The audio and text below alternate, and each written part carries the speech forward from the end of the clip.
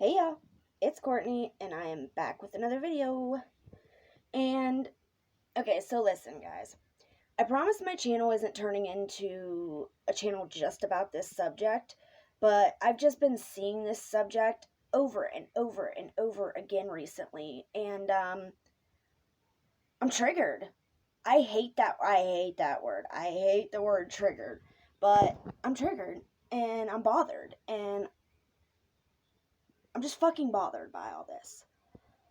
Um, So I'm going to be talking about child abuse today. It's really been bothering me here recently because there's just been so many awful stories out there. So I guess this is just kind of like a cautionary tale for you guys out there on whether you're questioning, see something, say something. Because I think a lot of people struggle with that. They struggle with, it's none of my business. Well, I don't want to get the kid taken away, and I'm afraid if I call, and I'm not saying do it to people over online, y'all know I'm totally against that. If you're not seeing something with your own eyes, you can't just guess about stuff like this. But if you, with your own eyes, see somebody abusing their child, see something, say something, because you could be saving that child. And that's what we're going to talk about today. I've got two different cases. Well, I've got three. But the third one, I can't remember the little boy's name, and I am not going to disrespect his memory by not even getting his name right. I know that it's the one where they think that allegedly his stepmother killed him. The little boy that stayed home from school and said that the little boy went to his friend's house, and he did not. That little boy. I will not disrespect somebody's memory. So I'm just not going to talk about that case. So yeah.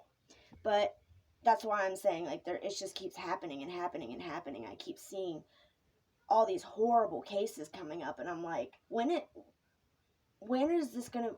enough gonna be enough? And that's the bad thing, is this will never end. The reason why this subject is so close to my heart is because we dealt with this. My stepdaughter, before she's been with us for almost a year now, but before she was with us, we dealt with this exact thing. People calling and calling and calling and calling CPS. And nobody did anything. They would call her ahead of time and let her know that they were coming so she could hurry up and clean up the house. And she would meet them out in the driveway. And she would cry a little bit and make them feel bad for her. And they wouldn't even go in the house. They would go see the kids at school and smell them.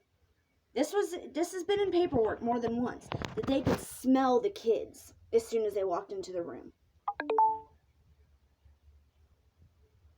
But they didn't even go in the house to check it out.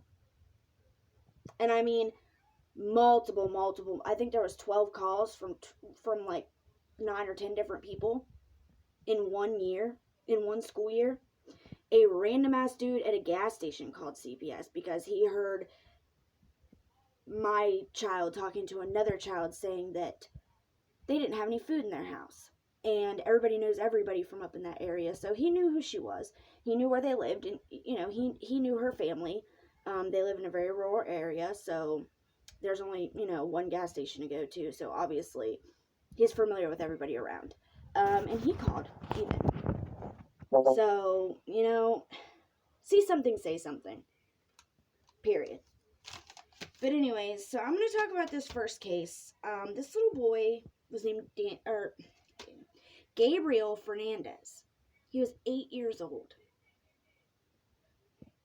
Imagine that. Imagine when your child was 8 years old. Or if your child is 8 years old. Or if your child's a little bit younger than 8 years old. Just imagine an 8-year-old. What could an 8-year-old ever do to deserve being beaten to death? So, Gabriel was born to a mother that never wanted him. She never wanted to be a mom. So I'm not sure which one is her family member, but One of her family members, their names are Michael and David. They are a gay couple. Told her basically, have the baby and we will take the baby because we want a family anyways. So she said, yeah, sure, whatever. I don't know if they paid her or what, but she decided that yes, she'll go through with it. She will give them the baby. And that's what happened. Apparently 3 hours after the baby was born, she was already calling saying, come get your kid, it won't stop crying.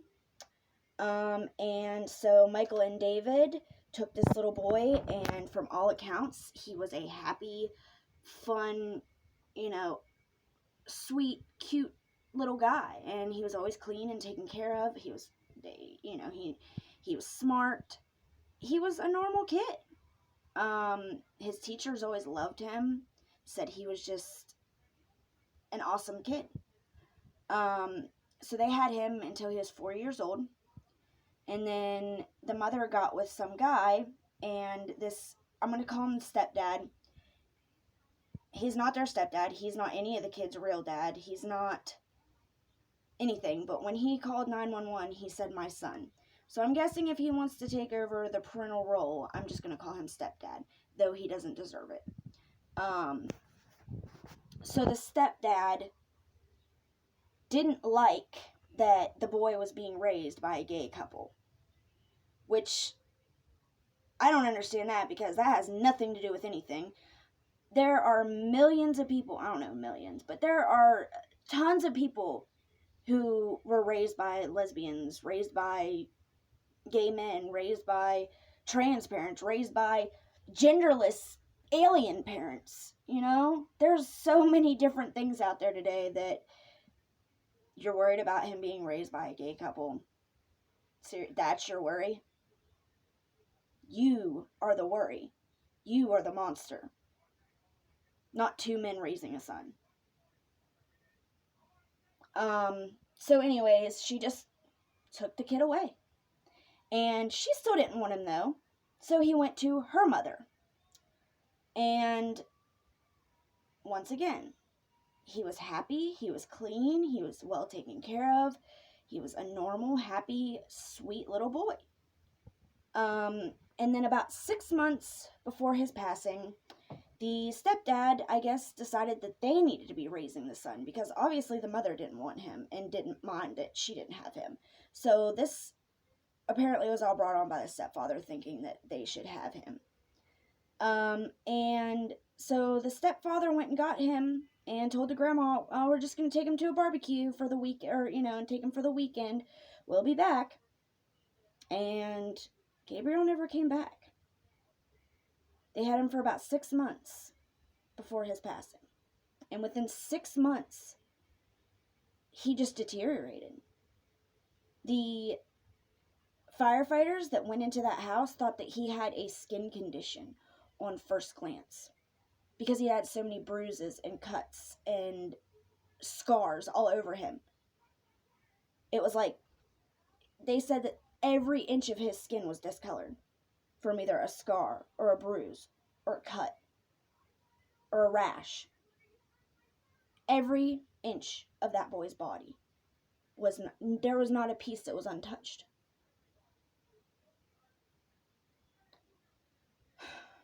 So, yeah, they only had him for, 6 months. And they feel like because there were 2 other children, and of course, CPS took them, and neither one of those kids have a mark or a bruise on them. I don't think that they were nice to those kids, but they were not physically abused in any way. And so psychologists think that Gabriel, this little boy, was what you call the family scapegoat. A lot of really mentally unhealthy, unwell families have this. And it's basically like every time something goes wrong, somehow it's that family member's fault. I lost my job, it's Gabriel's fault. The dog got ran over by a car, it's Gabriel's fault. Gabriel left the door open, or Gabriel did this, or Gabriel did that. Everything that happened was poor Gabriel's fault. And this is allegedly. But yeah, so this poor little boy, he loved his mom too. He didn't want to tell on her because his teacher tried to get things out of him. And his teacher kept calling CPS. And she was told to stay out of it by the principal. So then she had to go against her boss. And she kept calling. And the family kept calling because they knew that she was abusive towards Gabriel. But they didn't call before because she never had him in her custody. But as soon as Gabriel didn't come back, everybody was calling CPS. So there were so many people that failed this little boy. That's the theme of today, is these children were failed by everyone around them. Because it's not even that CPS wasn't called. They were called multiple times, and nothing was done. So that brings me to my second case. And the second case is about another 8-year-old little boy. And his name was Thomas Valva. He had a 10-year-old brother named Anthony Valva. His father was an NYPD police officer. A man that was supposed to swore his life to protect and serve. Who was he protecting and serving if he could not protect his own child? He was the monster to his own child. This little boy was made to sleep on concrete in the garage. Slept on the floor of the garage every night. There was no bathroom out there, and they were beaten if they used the bathroom on themselves. It was 19 degrees out the night that he died. And they just watched him die. Just left him to die. All they'd had to do was bring him inside. How can anybody be okay with their babies laying out on cold concrete, shivering, not allowed to have blankets, no pillows, no cot, no nothing, in a garage, on the floor?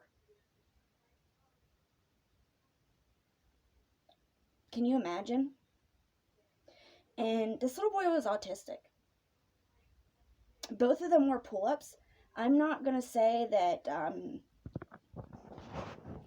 just because he was autistic, I'm not going to say that he should have been in pull-ups or if he should have been potty trained, because I don't know. I don't know where he was on the scale. I don't know that stuff. But he wore pull-ups, and so did his 10-year-old brother, who I don't believe had any disabilities. So I don't know that part.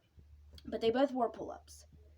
And the teachers said that he came into school so soaked with urine that his shoes were squishing, like he had walked through a pond on the way to school. Can you imagine walking through school that way? They said that these boys ate out of trash cans, would eat crumbs off of the cafeteria tables, would hide underneath the bleachers and eat crumbs off the floor.